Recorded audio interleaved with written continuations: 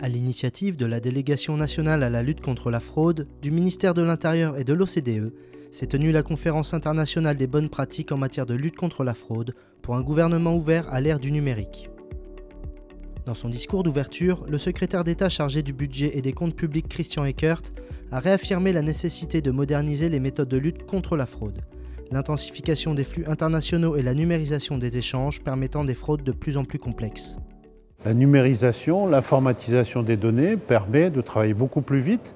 Ça nécessite des nouvelles compétences dans notre administration, des gens formés aux algorithmes, à la manipulation des données, à ce qu'on appelle le data mining. Et c'est donc plus une question qualitative de notre action qu'une question quantitative en termes de moyens humains. Partageant les bonnes pratiques mises en œuvre dans différents pays, cette conférence veut créer une dynamique entre les autorités publiques et la société civile, et ainsi améliorer le dispositif de lutte contre la fraude.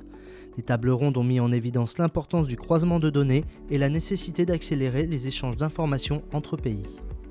On fait déjà une coopération avec d'autres États membres pour échanger de meilleures pratiques, pour peut-être essayer de travailler dans la prévention en échangeant des données, et aussi dans la détection des opérations, aussi coopération dans le domaine de l'investigation. Donc il faut vraiment renforcer la coopération entre tous les organismes publics, même au niveau national et au niveau international aussi.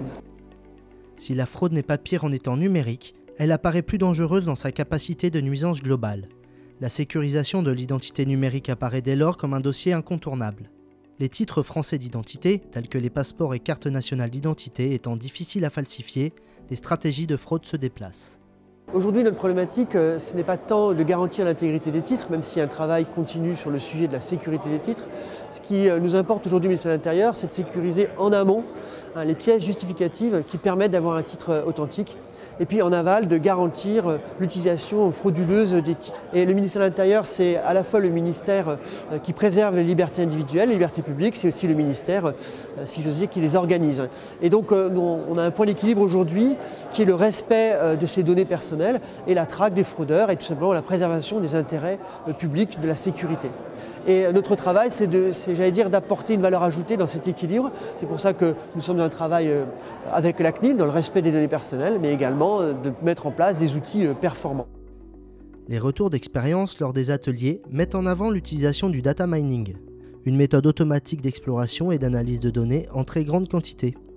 Pôle emploi, par exemple, expérimente cette technique pour détecter des cas de fraude aux allocations chômage, pour éviter des usurpations d'identité et retirer de fausses offres d'emploi pouvant porter préjudice aux demandeurs d'emploi. Il est évident que cette façon de raisonner et d'agir est tout à fait adaptable à d'autres organismes, à d'autres sociétés ou administrations. Mais pour nous-mêmes, on est sur essentiellement des données aberrantes pour trouver des risques. Mais dans les coïncidences, on peut être après tout à fait positif et voir ce qui facilite le succès. Telle prestation administrée auprès de quelqu'un va faciliter, accélérer son retour à l'emploi. Quelle est la bonne formation? Quelle est la bonne étape à réaliser? Quel est le bon stage? Quel est le bon CDD? Donc il n'y a pas que la détection de problèmes, il y a surtout la détection de facteurs favorisant quelque chose.